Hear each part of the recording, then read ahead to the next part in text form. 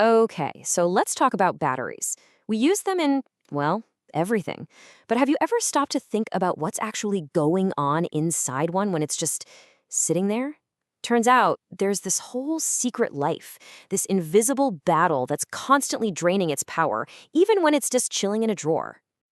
I mean, we've all been there, right? It's so frustrating. You fully charge something, your camera, maybe a power tool for a weekend project, you put it away, and when you go to grab it a few days later, poof, it's totally dead. And you're left wondering what happened. Well, it's not just bad luck. It's a real scientific thing called self-discharge.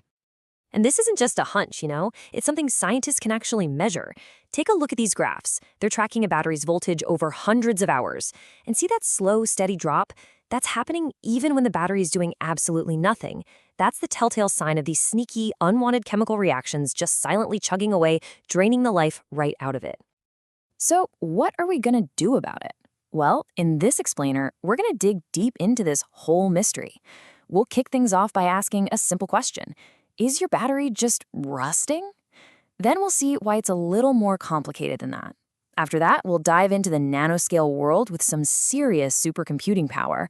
And finally, we'll look at how all this science could actually engineer the batteries of the future. All right, first section. So if we're treating this like a mystery, who's our prime suspect for this energy theft? Well, researchers started with an idea that's actually pretty familiar to all of us, rest. Or, more specifically, a process called galvanic corrosion. Now, galvanic corrosion might sound super technical, like something you'd hear in a chemistry class, but you've definitely seen it. Think about old ships with rust spots, or maybe corroded pipes under a sink. It's basically what happens when two different metals are touching each other while sitting in some kind of liquid, an electrolyte. One metal starts to break down, and that's the heart of the issue right there. And it just so happens that a modern lithium-ion battery is like the perfect recipe for this exact problem. You've got lithium metal, that's the battery's fuel, literally pressed up against a copper part called the current collector. And both of them are swimming in that liquid electrolyte. It creates this tiny, unwanted science experiment that's just constantly running inside your devices. And this diagram? This is basically a snapshot of the crime scene, but zoomed in to the atomic level. See that little junction? That's the exact spot where the copper, the lithium, and the electrolyte all come together. That tiny microscopic intersection, that's ground zero. That's where the whole self-discharge process kicks off. It's literally where the battery begins to eat itself alive. Okay, so it's like rust. Simple enough, right? Well, not exactly. This is where the plot thickens. Because while that rust analogy is a really good way to start, the kind of corrosion happening inside a battery is different. It has its own unique twist. And to get this twist, you have to meet one of the main characters in the story, something called the solid electrolyte interface, or SEI for short. The best way to think of it is like a tiny suit of armor. It's the super thin protective film the battery actually builds around itself, around the lithium, specifically to stop these bad reactions from happening. And get this, without this little shield, the battery wouldn't even work. Okay, so here's the absolute key difference. With regular old rusts, the actual metal, the iron, dissolves away.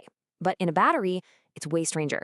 That protective SEI shield we just talked about, it actually causes the liquid electrolyte to break down on the lithium surface. The analogy of acid rain on a statue is perfect here.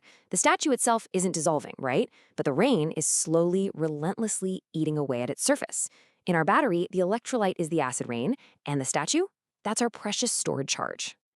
And this isn't just my take, the researchers themselves put it perfectly.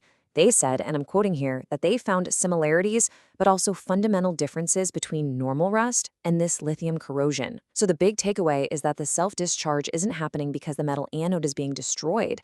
No, it's happening because the electrolyte is constantly breaking down. All right, so this leads to a huge question. How in the world do you actually see something happening at the atomic scale?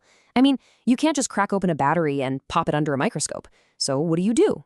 Well, the answer is pretty cool. You build a virtual one inside a supercomputer. Yep, researchers use these massive computer simulations using a technique called density functional theory, or DFT. You can think of DFT as a kind of computational microscope, one that's powerful enough to see individual atoms. It lets them predict exactly how all those little atoms and molecules are going to bump into each other and react. It's like getting a front row seat to this invisible, corrosive show.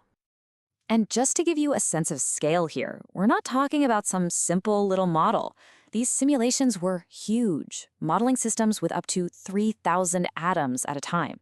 That's an almost unprecedented scale, and it was absolutely necessary to get a truly realistic picture of what's going on. And look what these simulations coughed up. It's incredible. On the left, you've got a single molecule from the electrolyte, just minding its own business. Then on the right, you see what happens after it touches the battery's surface. Bam! It's been completely ripped apart.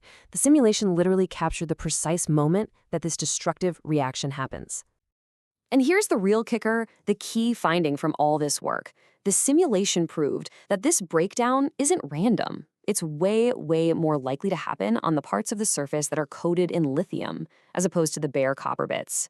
So you get this thicker, flawed protective layer over the lithium, this preferential attack. That's the engine. That's what drives the whole galvanic self-discharge process. Okay, so understanding a problem is one thing, and it's a huge step. But the really exciting part is what you can do with that knowledge, right?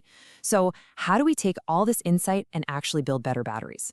How do we turn this flaw into a solvable challenge? Well, the research uncovered another amazing secret.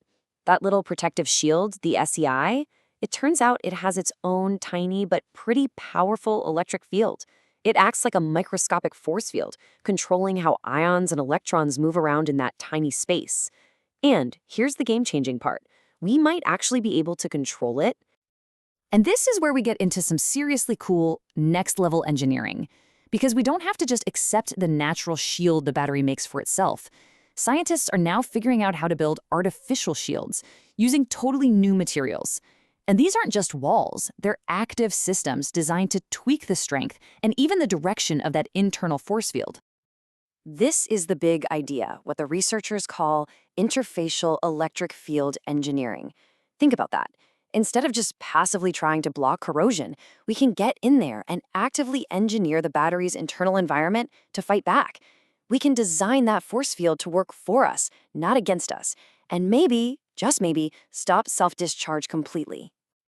So let's wrap this up. What are the big takeaways? First, self-discharge is a kind of corrosion, but it's not like the rust on your car. Second, it's caused by the liquid electrolyte breaking down, not the metal. Third, this breakdown happens way faster on the lithium-coated areas. And most importantly, by engineering these tiny internal electric fields, we might finally be able to stop it. So all of this research leaves us with one really provocative thought. Now that we understand this process so deeply, now that we can literally engineer a battery's internal landscape, could we finally build the perfect shield? Could we create a battery that holds its charge not just for days or weeks, but for years on the shelf? The science seems to be telling us, yeah, we just might.